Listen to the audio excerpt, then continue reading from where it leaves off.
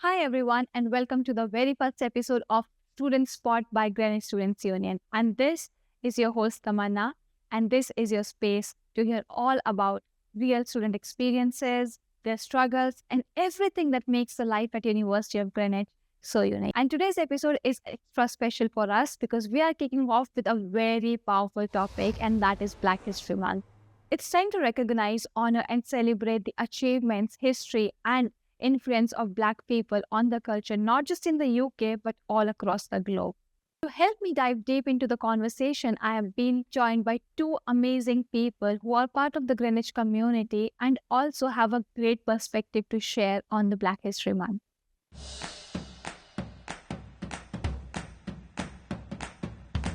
Before we get into our discussion today, I would love for you to tell our listeners a bit about yourself. All right, my name is Peterson Okereke. I am the Senior Marketing and Recruitment Officer at Greenwich Business School.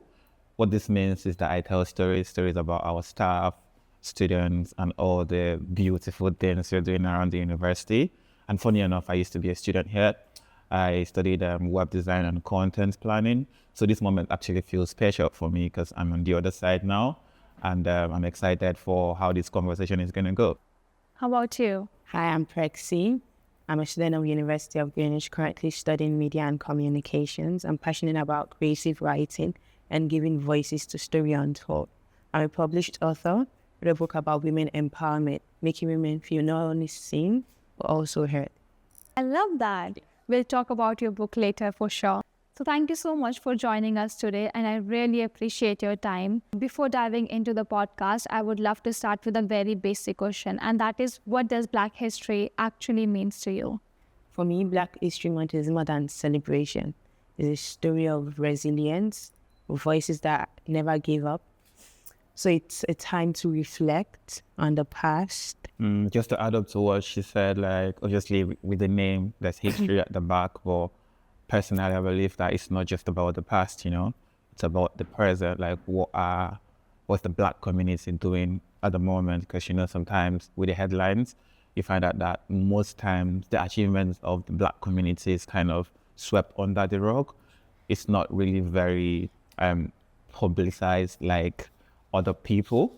So I think Black History Month, we're talking about Black excellence, what people of color have gone to, achieve, and also looking into the future. What can we do to make racism a thing of the past? And, just how to, because I believe that there shouldn't be anything like Black History Month, because we shouldn't have 1 month to celebrate Black people, you get me? So that's what Black History Month means to me. Do you think your thoughts on Black History Month has changed or evolved in the past versus now? Honestly, I think so, because I grew up in Nigeria, just for context, and from where I come from, it's nothing like Black History Month, because not everyone is Black here. So moving forward, like moving countries, Black History Month had changed, because looking back from when I was in Lagos and I see the people in the UK and the US celebrating Black History Month, I'm like, who are you guys celebrating? Like, because I've never been to these countries, but now coming here, I understand the reason for the celebration. And celebrating Black History Month as a student have changed from what it meant to me now that I've moved to the other side.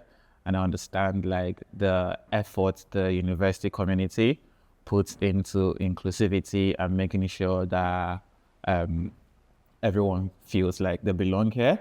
Right, so I think it switched from before I came to the country, when I was a student, and now that I'm a member of staff, and I see that the university is making like efforts to make sure everyone feels represented, but I feel like there's still a lot of work to be done. Yep. Do you think Black History Month celebration is just for the Black people, or does everyone should engage equally? And if so, how can we take potential steps to actually achieve everyone celebrating it equally and not just focusing on one community to put more efforts than the other? First of all, I think that's a very obvious question. It shouldn't be just for Black community. The reason I say that is because this is not the only History Month celebrated, you get me? And this is for like a large number of people, and you just give them 1 month to celebrate their achievements and all of that. So I feel like it's not supposed to just be the Black community. And one way I think Black History Month could be made better is to provide more visibility around Black History Month. For instance, this is London now. Who knows it's Black History Month? Like, I'm not trying to compare Black History Months to any other history months, but you get what I mean? Like, there are some history months that are more amplified.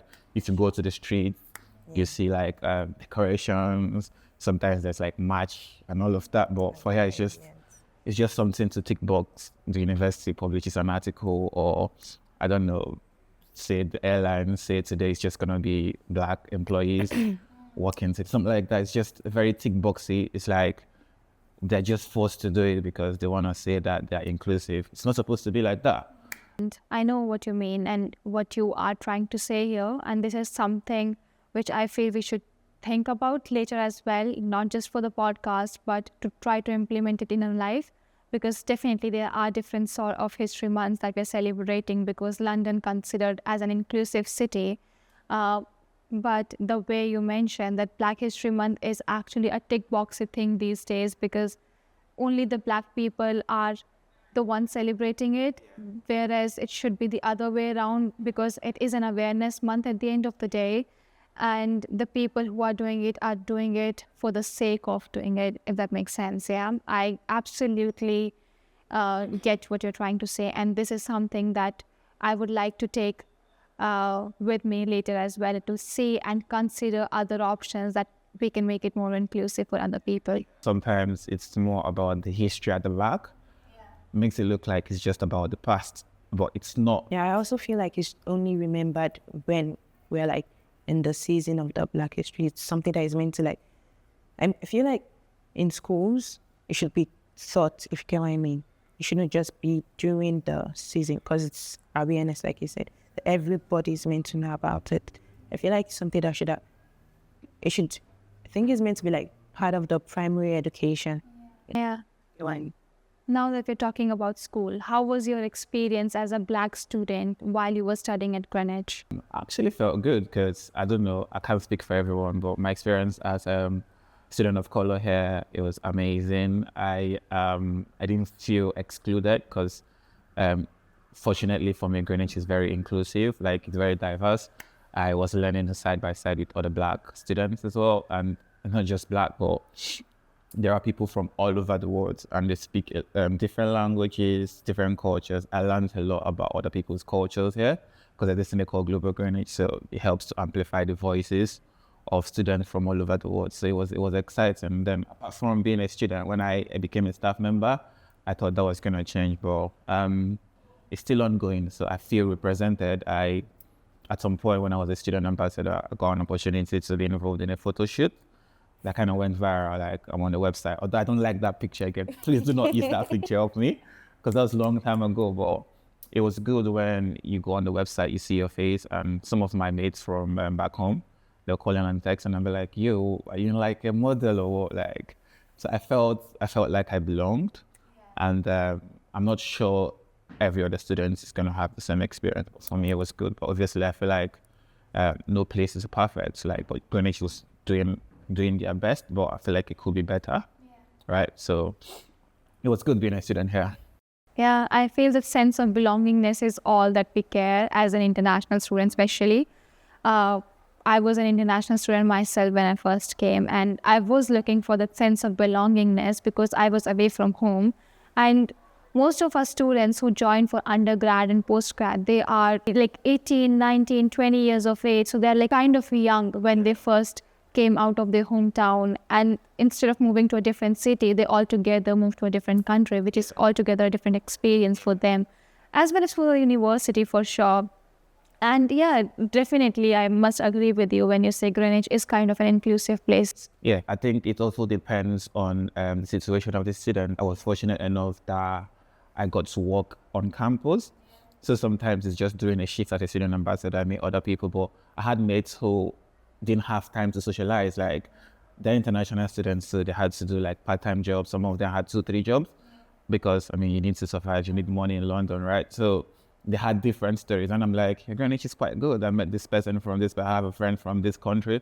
Like, how do you meet these people? Where do you find the time? Because after the lectures, they're jumping into the train because they have a shift somewhere very far. But, so it's different for different people. So I think something Greenwich could do to make it easier for, Black students and especially international students, right? It's to, I don't know, so they don't have to work so much. I don't know how that would happen, but obviously for other students who didn't have a job on campus, it was difficult for them to socialize because they don't have time for Wavy or any of the global Greenwich events. But for me, sometimes I get paid to come for those events because that's my job, you get me? So, yeah. For me, first, I'm not an international student, I'm my own student. But before coming here, I always felt left out in the college I was, because obviously almost everyone in my class was white and I was the only Black student. There was this kind of treatment, even if you want to talk, you'll be like shunned or something. But coming to Greenwich, I was kind of expecting the same treatment, but it was different. Everybody was welcoming, very open, and yeah, it was amazing. It even pushed me, gave me the motivation to like join the student, to go for the student of color. Unfortunately, I didn't win, but made me feel seen, gave me the courage to be able to go for a leadership role. And as I said, everyone has different opportunities, but I feel like for other people, they may feel left out. But for me, I've seen international students and everyone is like happy, because nobody's treating anyone in a different way. Everyone is united, having fun, not in a way that you would want to talk to someone and then they just shun you off. Everyone is okay and free to relate with. I love hearing such experiences because it just kind of proves that we are working towards the right direction as a community as a whole. And it's not just about one community when we talk about being inclusive in an environment. It's actually for everyone. But coming back to Peter, you said you're working here at University of Greenwich and you have worked with GSU in the past. How was your experience now working as a full staff member? Do you think it's different from being a student, and has the experience changed in a... Yeah, definitely. It feels like I've lived 3 lives here in Greenwich because being a student is absolutely different from working in GSU or going on to work for the university. So when I was a student, it was all vibes. You get me? Like, I just needed to submit my assignments on time, and then the rest is just catch up. So it was different because I've just moved from Nigeria, like I explained. I was more about finding my identity, like you said. I was about making friends, you get me, and trying to make sure that I find my foot. Like, I didn't want to be isolated, if that makes sense. And obviously, one very thing that was different when I moved in is that it's so different from where I grew up, you get me? Like, there was more community back home. People stop people on the road and be like, hey, what's your name? And all of that. But here was a very big culture shock because everyone was just on their own. So you needed like third spaces before you could make friends. For instance, if you don't go to classes, you probably go through university without having any friends at all. But when you go to classes, you do group assignments and stuff like that, or you go to events, that's where you make friends. But back home, it wasn't like that. You can actually meet someone and be like, yo, I like your shirt. And then you guys are friends. But here, if you talk to someone like that, like, bro, why? Why are you talking to me, right? So that was the experience I had as a student. But obviously, like I said, I got really involved in the university activities. So it didn't take a long time before I became popular, right? But then as a student union staff, it was different because now I didn't have assignments to submit. Talking to people was part of my job. So it even helped me because I started as the front desk, coordinator. So I was actually paid to talk to people. I was just there answering questions and I made more friends. I felt more at home. And then moving on to being a staff, moving on to the event show, because I did an event show here in GSU. Like, one of my jobs was to organize events, which I absolutely liked. So it was an opportunity for me to bring to life some things I wish I had as a student. So I did stuff like Nigerian independence. I'm like, whatever you guys celebrate in your country, just talk to me and it's done, right? Like, and also gave me an opportunity to research about other people's culture because I wanted to get it right. Because the worst thing you can do is to get people's cultures wrong, right? Like, so I did stuff like Holi, Diwali, Iftar, stuff like that, cultural and religious events. So, because I had to research to make sure those events are accurate and authentic. I remember working with you when you were here with GSU, and I have to say he was very proactive. And of course, you love talking, love having conversations with people, and it's not just about a community. He always put himself out there, and definitely I've seen you grow over these years, not just as a person, but also in your career and as a whole. Thank you very much. I am very happy to see you where you are right now. How was your experience working with the business school at Greenwich? It's quite different from what I used to do in GSU. So now it's, I'm in my elements in a business school. Like I said, I studied web design and content planning, and that is more aligned to my role as the marketing officer there. So I get to tell stories in different ways, and it's good to, find creative ways to bring the stories of our current students to life so that future students can see what it feels like to study in Greenwich. So it's nice, and I like my colleagues as well. Now, coming back to Prexxiie, you said you're a published author, right? Tell us more about it. And I also am very curious to know how you use your experiences to write these books on womanhood, on people of color, to feel more inclusive. We would love to know your thoughts on that. So I feel as a writer, you have to feel or be in the moment. You don't just write what you can't feel or what you've not been through. So I channel my pain, my doubt, my fears, anything I feel, I channel it into writing. I first cry, then I channel it into writing. You know what I'm saying? Like the previous school I was coming from, I felt left out and everything. I wrote about it. I published it. And when they saw it, they, called me. They spoke to me, made me join some events like the Brilliant Scholars Club. And yeah, I went there, did the classes, came out well, and I was given the opportunity to speak to various people, and I was also the only Black there. And when other colors are listening to the only Black person, I felt so alive, because then everyone started coming to meet me. Oh, I want you to write this for me. I want you to write that for me. Things like that. So I would say writing is like my solace. It gives me joy, makes me happy. And for the my book, I felt women have been treated. How do I say? Women are not given the credit they deserve. A lot of women are treated bad. You know what I'm saying?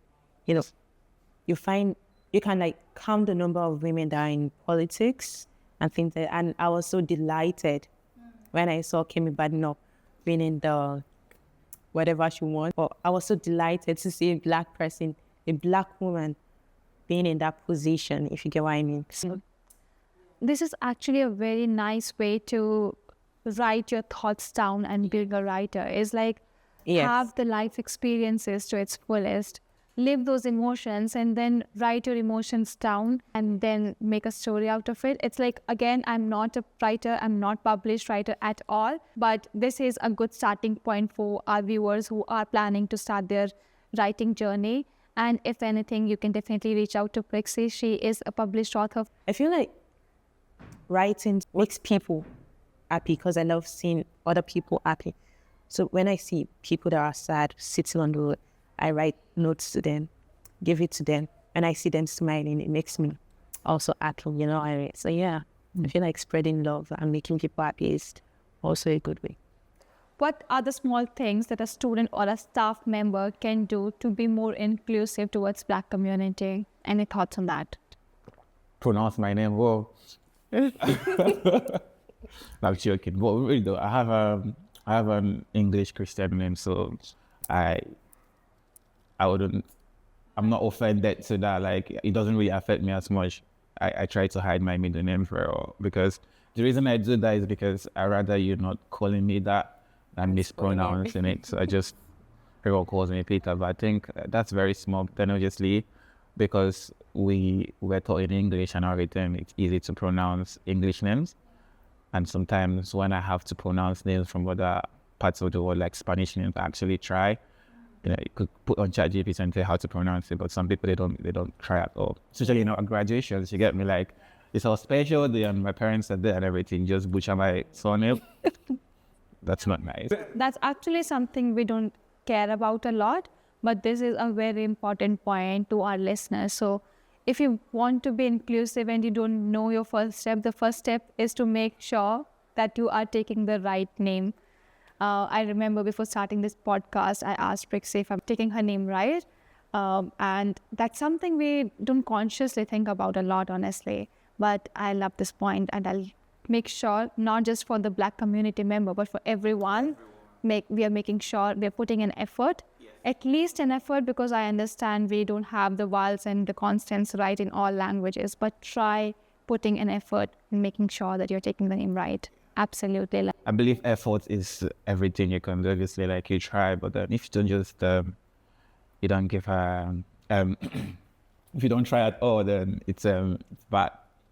Yeah, that's why I said, I mean, for me, people do give effort, they're always willing to like learn the pronunciation of my name.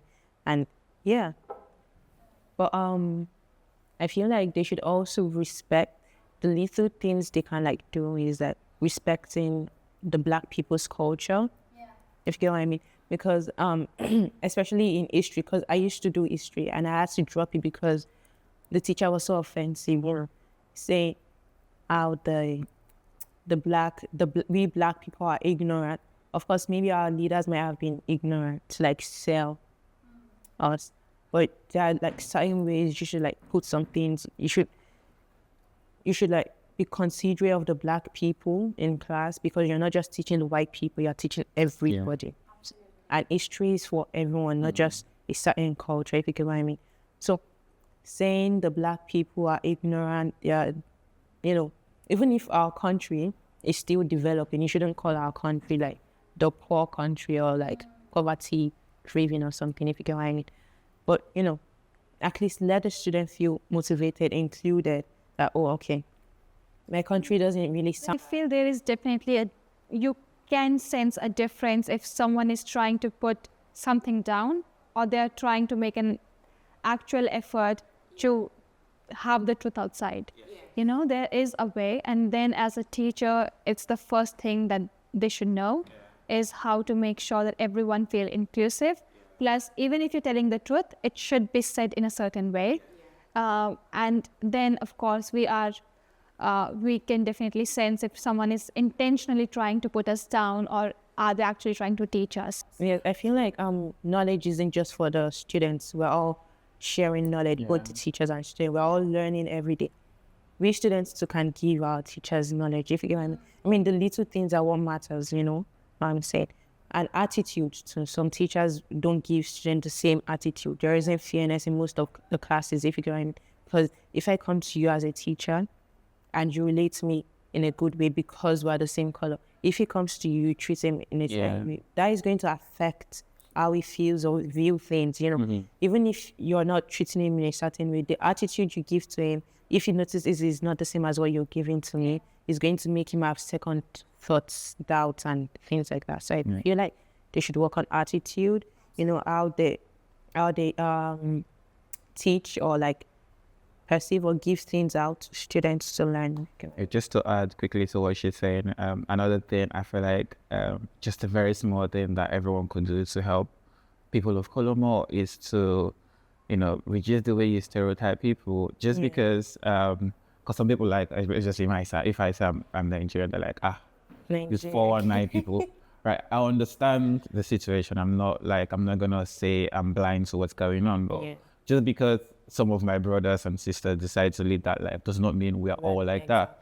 Like, it makes it look like there's this one cap fits all situation. Realizing everyone. Yeah, it's not fair. Because I feel like when they see any Black people, you just, oh, you're Nigerian. You don't even want to know if you're Ghana or whatever. Exactly. Everything Nigeria. So we'll move forward to our last question.